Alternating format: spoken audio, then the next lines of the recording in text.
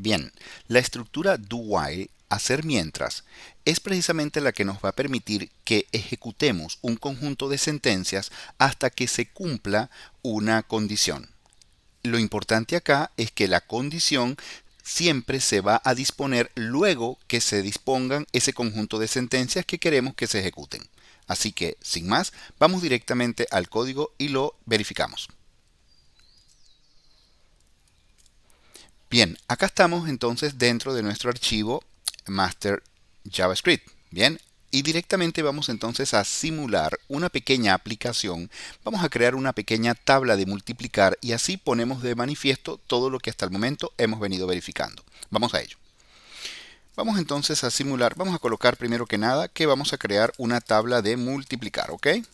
Ahí está. Con respecto a esta tabla de multiplicar, inicialmente vamos a declarar entonces una variable que le vamos a decir la variable salir y directamente le vamos a declarar como false.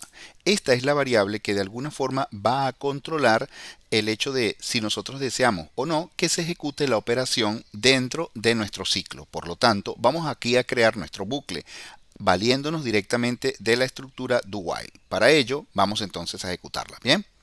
Bien, cuando nosotros vamos a ejecutar la estructura do while, bien, directamente anteponemos entonces la palabra do, abrimos y cerramos llave y posteriormente entonces estableceremos la condición.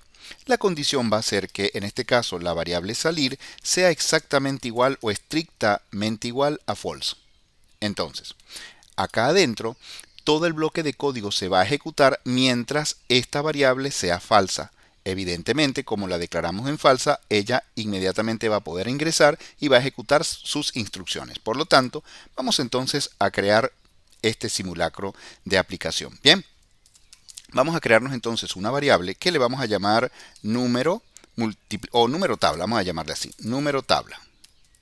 Bien, y ese número tabla va a ser igual entonces a un valor numérico que le vamos a pedir directamente al usuario que de alguna forma nos proporcione, ¿sí? Y le vamos a decir al usuario, por ejemplo, indique el número, vamos a decirle así, ¿verdad?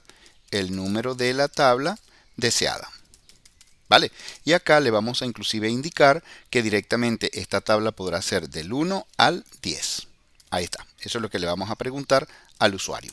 Seguidamente, una vez que el usuario determine esto, vamos entonces a aprovechar de una vez a armar o a construir una pequeña condición. Es decir, la condición va a decirnos si lo que yo tengo directamente dentro de lo que va a ser, por ejemplo, número tabla, ¿qué pasa si número tabla es menor o igual a 0?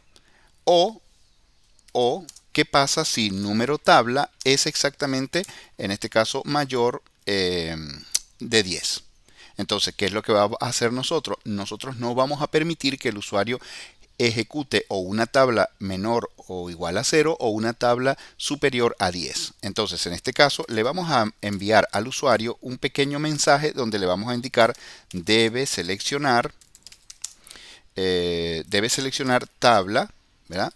Del 1 al 10 para que él sepa que esos son los valores deseados. Acá, cuando ocurra este mensaje de alerta al usuario, lo que deseamos nosotros es que nuevamente me vuelva a pedir un número de la tabla deseada. Por lo tanto, acá nosotros podemos tranquilamente colocarle un continue. Este continue va a ser como si fuese un loop, es decir, directamente lo que va a ocurrir es que una vez que aparezca el mensaje y nosotros le indiquemos aceptar, esto lo que va a producir es que retorne al usuario nuevamente a pedirle una nueva tabla. Una vez que eso ocurra, es decir, que realmente el usuario sí especifique los valores deseados, pues inmediatamente acá lo que vamos a hacer nosotros es, vamos a crearnos directamente un ciclo, un pequeño bucle, ¿verdad? El cual vamos a declarar la variable directamente y que va a ser nuestro índice o nuestro iterador, lo vamos a declarar en 1 y le vamos a decir que en este caso puntual vamos a hacer esta operación de cálculo cuando i sea menor o igual a 10. Vamos de igual forma a controlar su incremento, el cual va a ser de 1 en 1. Y aquí, ¿qué estamos haciendo? Un pequeño ciclo. ¿Qué es lo que vamos a ejecutar dentro del ciclo? Vamos a mostrar por la consola, mostramos por la consola directamente, digamos como esa pequeña tabla que el usuario está deseando verificar. Es decir, es como que si nosotros indiquemos acá número tabla,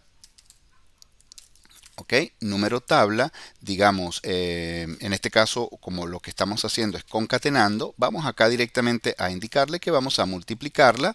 Directamente le concatenamos el valor que de alguna forma va a iterar, que inicialmente va a ser 1 hasta 10, que va a ser precisamente el valor i.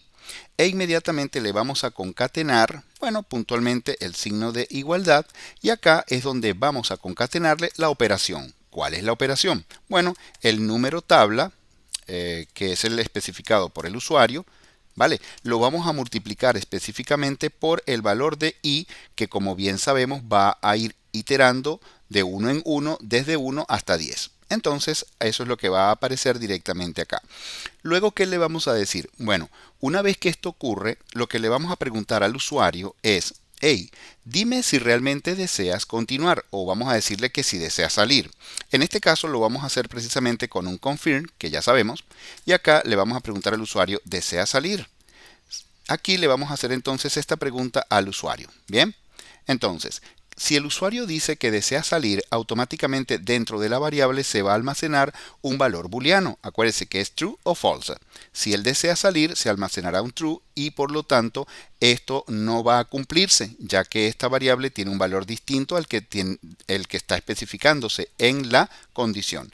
Por lo tanto, lo que vamos a hacer acá directamente es, vamos a indicarle al usuario, bien, a través de un mensaje, dándole quizás las gracias entonces, sí, vamos a darle las gracias al usuario por utilizar, ¿sí? Utilizar nuestra aplicación. Ahí está. Ese es el mensaje que le vamos a enviar al usuario. Entonces, observe que acá directamente lo que tenemos es todo un bloque de órdenes o instrucciones que se estarían ejecutando adentro de este ciclo o este bucle. Bien, ahora, ¿y cuánto se va a ejecutar? ¿Cuánto tiempo se va a ejecutar? Bueno, hasta que esta variable cambie su valor inicial. Vamos entonces a verificar cómo funciona. Bien, vamos. Nos vamos directamente a nuestra aplicación, accionamos acá y observe que nos dice indique el número de la tabla deseada. Bueno, yo le voy a colocar 0. Entonces, él inmediatamente me dice, debe seleccionar tabla del 1 al 10. Bueno, perfecto. Y yo le digo, quiero la tabla 11. Cuando yo le digo aceptar, observe que me dice, debe seleccionar la tabla del 1 al 10. ¿Quién está logrando hacer ese efecto? Lo hace precisamente esta propiedad que continue, lo que va a hacer es que se genere como especie de un loop donde él va a regresar otra vez acá arriba. Ahora, si yo le especifico que quiero, por ejemplo, la tabla del 2 y le digo aceptar, observe que inmediatamente me imprime entonces la tabla del 2.